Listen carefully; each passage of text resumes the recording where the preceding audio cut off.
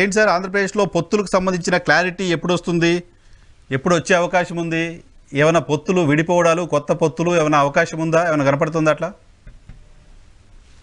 ఆంధ్రప్రదేశ్లో పొత్తుల విషయానికి వచ్చేటప్పటికి ఇంకా అసందిగ్ధత అంటే అన్సర్టనిటీ, అస్పష్టత ఇంకా కొనసాగుతూనే ఉందండి. అది నిజానికి ఈ పొత్తులు భవిష్యత్తులో ఆయా పార్టీలకు తలనొప్పిగా మారినా ఆశ్చర్యపోనక్కర్లేదు. ఇప్పటికే బీజేపీని పక్కన పెట్టి జనసేన పార్టీ తెలుగుదేశం పార్టీతో పొత్తు పెట్టుకోవడం అనేది ఒక మిత్ర ద్రోహంగా మనం భావించాలి. ఎందుకంటే జనసేన పార్టీ భారతీయ జనతా పార్టీకి చెందిన ఎన్డీఏలో ఒక భాగస్వామిగా ఉన్నప్పుడు ఆ భాగస్వామితో చర్చించకుండానే పవన్ కళ్యాణ్ గారు ఏకపక్షంగా జైలుకు వెళ్లి, రాజమండ్రి సెంట్రల్ జైలుకి వెళ్లి చంద్రబాబు నాయుడు గారిని కలిసి సంఘీభావం ప్రకటించి మద్దతు ప్రకటించారు. అంటే అది అక్కడ ఏం జరిగిందంటే ఒక మిత్ర ద్రోహం జరిగింది, లేకపోతే రాజకీయ వెన్నుపోటు జరిగింది.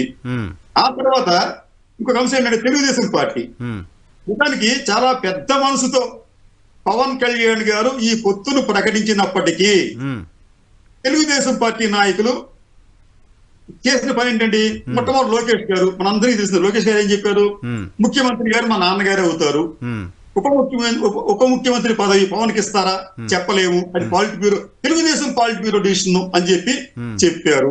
అంటే ఇక్కడ కూడా ఒకవైపు పవన్ కళ్యాణ్ గారి బీజేపీకి వెన్నుపోటు పొడిస్తే, మరోవైపు పొత్తు కుదిరిన తర్వాత తెలుగుదేశం పార్టీ జనసేన పార్టీకి వెన్నుపోటు పొడిచినట్లుగా మనం భావించాలి.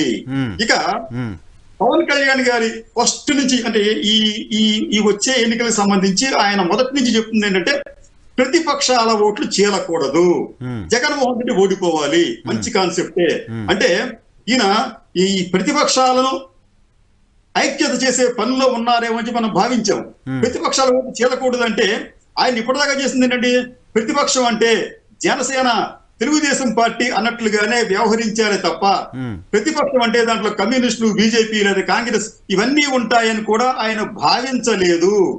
కానీ ప్రతిపక్ష ఓట్లు చేరకూడదని చెప్పి ఒక స్లోగన్ ఆయన తన కేడర్కి ఇచ్చి ఏకపక్షంగా మద్దతు ప్రకటించారు తెలుగుదేశం పార్టీకి. అయితే మీకు ఆయన లక్ష్యం నెరవేరుతుందా, తెలుగుదేశం పార్టీకి మేలు జరుగుతుందా అంటే ఏం జరుగుతుందంటే ఒకవైపు భారతీయ జనతా పార్టీ కూడా గ్రామ స్థాయి నుంచి వాళ్ళు క్రమంగా బలపడుతూ వస్తున్నారండి. గత ఎన్నికల్లో వారికి వచ్చిన ఓట్లు 2,63,849. కానీ ఈసారి వారికి 4-5 రెట్లు ఎక్కువ ఓట్లు రావచ్చు, కొన్ని సీట్లు కూడా రావచ్చు. ఆ రకంగా వాళ్ళు గ్రామ స్థాయిలో బలపడ్డారు. ముఖ్యంగా ఏజెన్సీ ప్రాంతాల్లో కూడా బలం కనిపిస్తుందండి. ఇక మీ కాంగ్రెస్ పార్టీ వచ్చేటప్పటికి వారి గత ఎన్నికల్లో 3,68,000 ఓట్లు వస్తే అది ఇప్పుడు కూడా దాదాపు 10 ఫోల్డ్స్ పెరిగే అవకాశం ఉంటుంది. ఎందుకంటే షడ్వేల ప్రభావం ఎంతో కొంత కనిపిస్తుంది అక్కడ. రెండోది సీనియర్ నాయకులు ఆ పార్టీలో మళ్ళీ తిరిగి తమ ఉనికిని చాటుకునే ప్రయత్నం చేస్తారు. మూడోది ఆ పార్టీకి ఈసారి నిధులకు ఇబ్బంది లేకుండా ఇతర రాష్ట్రాల నుంచి, కేంద్రం నుంచి నిధులు వచ్చే అవకాశం ఉంటుంది. కాబట్టి వారు కూడా ఈసారి బాగానే ఖర్చు పెడతారు. పెట్టినప్పుడు ఏమవుతుందంటే అక్కడ ఈ ఓట్లు ఒకవైపు బీజేపీ, ఒకవైపు కాంగ్రెస్ కూడా చీలుస్తూ ఉంటే పవన్ కళ్యాణ్ గారి లక్ష్యం ఏమైపోతుంది? కాబట్టి అక్కడ కూడా పవన్ కళ్యాణ్ గారు ఫెయిల్ అయ్యే అవకాశం కనిపిస్తుంది. ఆయన ఇప్పటి వరకు కూడా భారతీయ జనతా పార్టీని ఇంప్రెస్ చేయలేకపోయారు. మీరు కూడా వచ్చి మాతో చేరండి అని చెప్పే విషయంలో భారతీయ జనతా పార్టీ కేంద్ర నాయకత్వాన్ని ఆయన ఇప్పటి వరకు ఒప్పించలేకపోయారు. రాష్ట్ర నాయకత్వం తహతహలాడుతూ ఉండవచ్చు, కానీ కేంద్ర నాయకత్వానికి పవన్ కళ్యాణ్ చెప్పే మాటలు పెద్దగా ఇప్పుడు రుచించడం లేదు. కేంద్ర నాయకత్వానికి తిరిగి జగన్ అధికారంలోకి రావాలనే భావనతో ఉన్నారు. ఎందుకంటే జగన్ మత్తిస్తే ఎన్మాస్ గా వచ్చే సీట్లన్నీ కూడా భవిష్యత్తులో వారికి అవసరం వచ్చింది కీలక సమయంలో. ఇక్కడ ఒక నిమిషం సార్, ఇప్పుడు జనసేన పార్టీ బీజేపీకి వెన్నుపోటు పొడిచి టీడీపీతో వెళ్ళింది, టీడీపీ జనసేనకు వెన్నుపోటు పొడిచి టికెట్ ప్రకటించింది మీరు చెప్తున్నారు. వెన్నుపోటు పొడిచారో లేకపోతే ద్రోహం చేశారో అని అటు భారతీయ జనతా పార్టీ చెప్పట్లా, ఇటు తెలుగుదేశం ఇటు జనసేన పార్టీ చెప్పట్లా. దాన్ని ఎలా మీరు ఎలా దాన్ని మనం చెప్పగలం? ఆల్రెడీ జనసేన చెప్పింది కదండి అట్లా. మీకు చంద్రబాబు నాయుడు గారు 2 సీట్లు ప్రకటించడం వలన నాకు ఇబ్బందులు వచ్చినాయి. కాబట్టి నేను నా కార్యకర్తల్లో ఆగ్రహాన్ని తగ్గించడానికి జనవరి 20 నేను ప్రకటన చేస్తాను ఓపెన్ గా చెప్పాడు ఆయన పవన్ కళ్యాణ్ గారు. అది టిట్ ఫర్ టాట్. మీరు 2 ప్రకటించారు కాబట్టి నేను 2 ప్రకటించాను అంటే ఏమవుతుందంటే ఇక్కడ ఇది భవిష్యత్తులో ఈ గ్యాప్ అనేది కొంతమంది రాజకీయ విశ్లేషకులు ఏం చెప్తున్నారంటే ఇదంతా కూడా స్ట్రాటజిక్ గా చెప్తున్నారని చెప్పంటారు. నిజానికి పవన్ కళ్యాణ్ అంత స్ట్రాటజీ లేదండి. మామూలుగా ఒక రాజకీయ నాయకుడు ఎమర్జ్ అయ్యే ప్రయత్నం చేస్తున్నాడు ఆయన.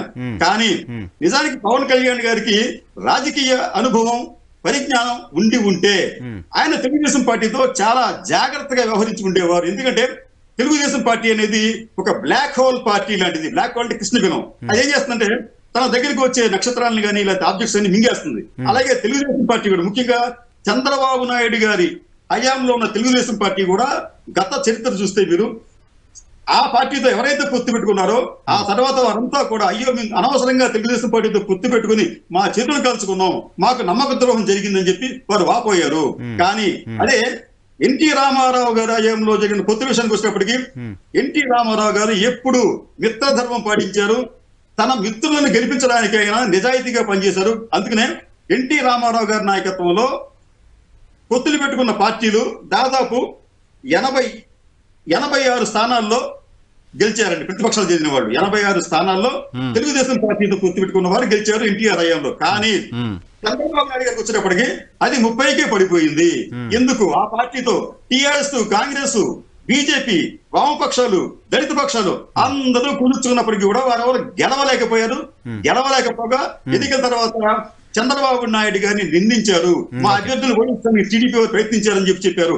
అటువంటి చరిత్ర ఉన్న తెలుగుదేశం పార్టీతో పవన్ కళ్యాణ్ గారు పొత్తు పెట్టుకున్నారు అంటే ఆయనలో రాజకీయ అనుభవం ఇంకా పూర్తిగా రాలేదని చెప్పి అనిపిస్తుంది.